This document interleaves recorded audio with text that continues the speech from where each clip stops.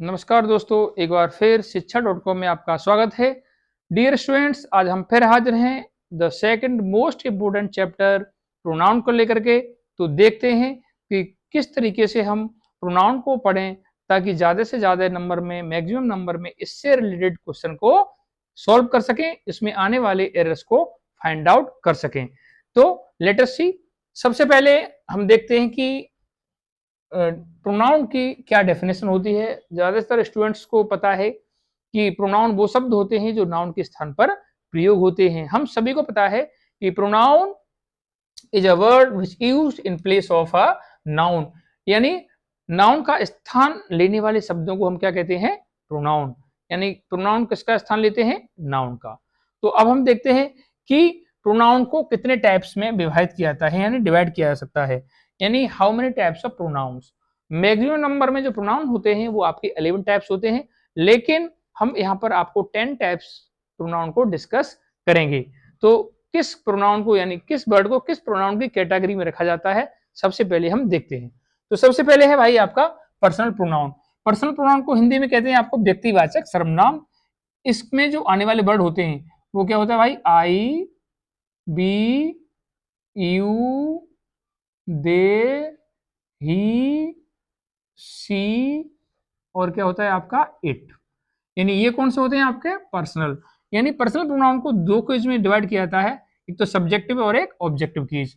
तो आई का ऑब्जेक्टिव क्या हो जाता है? माई। और बी का क्या हो जाएगा? अस। और यू का क्या रहता है भाई आपका? यू। दे का क्या हो जाएगा? देम। और ही का क्या हो जाएगा? हिम।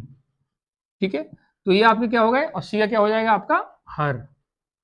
ये हैं आपके ऑब्जेक्टिव केस। क्या है भाई आपके? Objective case. यानी ये ऑब्जेक्ट का ही कार्य करेंगे। किसी भी सेंटेंस में ऑब्जेक्ट का कार्य करने वाले जो प्रोनाउन होते हैं वो ऑब्जेक्टिव केस में। और ये जो वर्ड हैं आपके, जो अंडरलाइन जो वर्ड हैं आपके, ये किसमें है? सब्जेक्टिव केस में है। किसमें है ये भाई? सब्जेक्टिव केस में है। ये सब्जेक्ट का कार्य करेंगे। नेक्स्ट नंबर है आपका पसेसिव प्रोनाउन। पसेसिव प्रोनाउन में कौन कौन से वर्ड आते हैं हम इसको देखते हैं। पसेसिव में जैसे आई का पसेसिव क्या बनता है? माइन। बी का क्या बनता है भाई? अवर्स। यू का क्या बनता है भाई? योर्स। दे का क्या पसेसिव प्रोनाउन होगा? देयर्स। ही का क्या हो जाएगा? हिज। सी का क्या हो जाएगा? हर्स। तो ये जो वर्ड हैं ये कौन से होते हैं? Possessive pronoun. यानी इन वर्ड को पसेसिव प्रोनाउन की कैटेगरी में रखा जाता है। नेक्स्ट है आपका इंटरोगेटिव। कौन सा है भाई? इंटरोगेटिव। इंटरोगेटिव में कौन सा आता है भाई आपका? हु। दूसरा कौन सा आएगा? हु। तीसरा कौन सा आएगा? वेज। चौथा कौन सा आएगा आपका? हुज। यानी ये वर्ड है आपके इंटरोगेटिव। नेक्स्ट नंबर है आपका रिलेटिव प्रोनाउन। रिलेटिव प्रोनाउन में कौन कौन से आते हैं? हु। दूसरा क्या होता है? हु। तीसरा क्या है आपका? वेज। चौथा क्या है आपका? हुज। और आगे है आपका दैट। यानी ये होते हैं आपके इंटरोगेटिव और ये होते हैं आपके रिलेटिव। तो कंफ्यूजन एक क्रिएट होता है कि what is the difference between interrogative and relative pronoun, जबकि दोनों जो प्रोनाउन है उसमें सेम वर्ड यूज किया गया है। हम देखते हैं कि इन दोनों प्रोनाउंस में क्या डिफरेंस है। तो हम इसको एक छोटा सा एग्जाम्पल के माध्यम से यही बताई देते हैं, लेकिन आगे जो इन्फॉर्मेशन है वो नेक्स्ट वीडियो में दी जाएगी इनसे संबंधित। यहाँ पर कोई कंफ्यूज क्रिएट ना हो इसलिए हम आपको एग्जाम्पल के माध्यम से बताने का प्रयास कर रहे हैं। जैसे कि यदि आपको कोई मिलता है, जैसे हु टीच यू, यानी कभी भी अगर हु किसी भी सेंटेंस की ओपनिंग में, शुरुआत में मिलता है और बाद में इंटरोगेटिव मार्क मिलता है, तो ये जो आपका प्रोनाउन होगा वो होगा आपका इंटरोगेटिव प्रोनाउन। ये है। और अगर हु आपको, जैसे अगर मैंने बोला Ram is the boy who loves me, यदि हु कभी भी सेंटेंस के बीच में, यानी दो क्लॉज यानी सेंटेंस के बीच में मिलता है आपका और कोई इंटरोगेटिव मार्क नहीं है एंड में, तो ये कौन सा प्रोनाउन होगा? आपका रिलेटिव प्रोनाउन। तो ये डिफरेंस होता है मेन, कि ये जो इंटरोगेटिव प्रोनाउन है ये आपको किसी भी सेंटेंस की ओपनिंग में मिलेंगे और उस सेंटेंस के बाद में आपको मार्क ऑफ इंटरोगेशन मिलेगा। लेकिन जब रिलेटिव प्रोनाउन के रूप में जब ये आते हैं तो ये we find these words in the middle of the two clauses और सेंटेंस, ये आप बीच में पाएंगे और यहाँ पर कोई मार्क ऑफ इंटरोगेशन नहीं होगा। तो इसका मेन डिफरेंस होता है। नेक्स्ट है आपका इंडेफिनिट।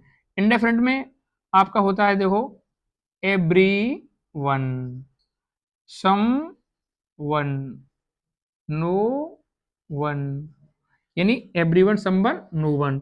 आगे वो कौन सा होगा आपका भाई? एवरीबडी, फिर क्या होगा आपका? समबडी, फिर क्या होगा आपका? नोबडी, और थिंग से बने हुए, फिर कौन सा होगा आपका? एवरीथिंग, समथिंग, नथिंग, यानी एवरीथिंग, समथिंग और नथिंग,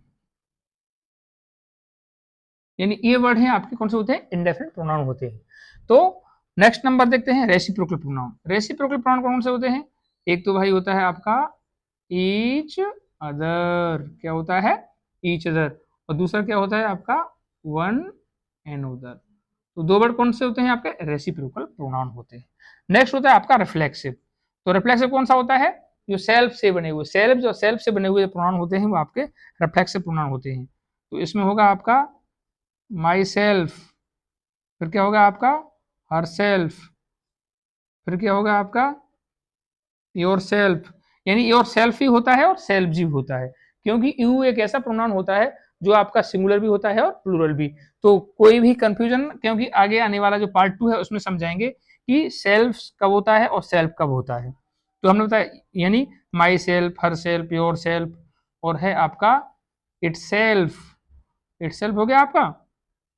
जैसा कि आपका दूसरा होगा जैसे अवर सेल्व्स, कौन सा हो गया भाई आपका? अवर सेल्व्स। आगे फिर देखेंगे आपका देम सेल्व्स, देम सेल्व्स।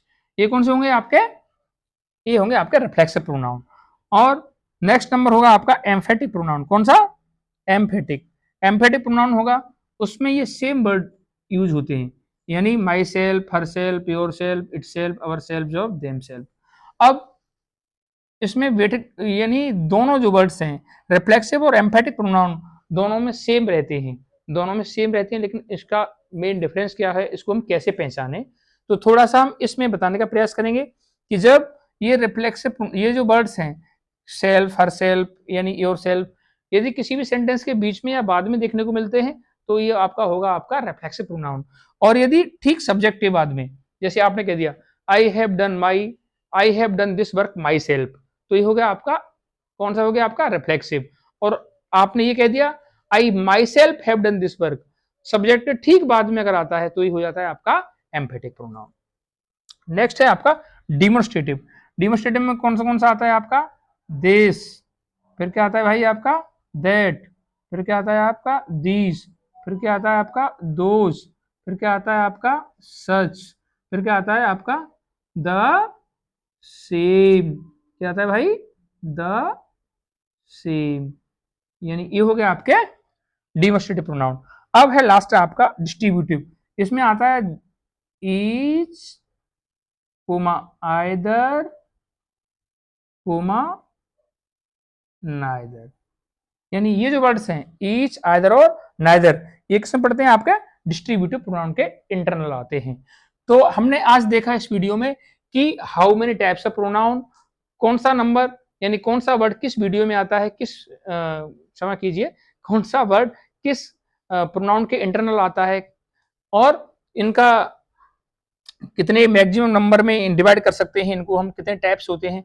तो इसमें हमने बताया कि प्रोनाउन 10 टाइप्स के होते हैं, मैक्सिमम नंबर में आपका जो होता है वो 11 टाइप्स के होते हैं, और वो 11th टाइप होता है वो होता है आपका एक्सक्लेमेटरी प्रोनाउन, जिसका कोई भी कॉम्पिटिटिव एकेडमिक यूज नहीं होता है, इसलिए हमने उसको इसमें से एक्सक्लूड कर दिया है, इसमें हमने इसको नहीं बताया है। तो आगे आने वाली इनका यूज कहां पर होता है, यानी आपका पर्सनल प्रोनाउन कहां पर यूज होगा, आपका possessive pronoun, interrogative, exclamatory, reflexive pronoun का किस कंडीशन में कहां पर यूज होता है, तो आगे आने वाली जो वीडियो है पार्ट 2 उसमें हम आपको इसमें डिस्कस करेंगे। Thank you so much, thank you.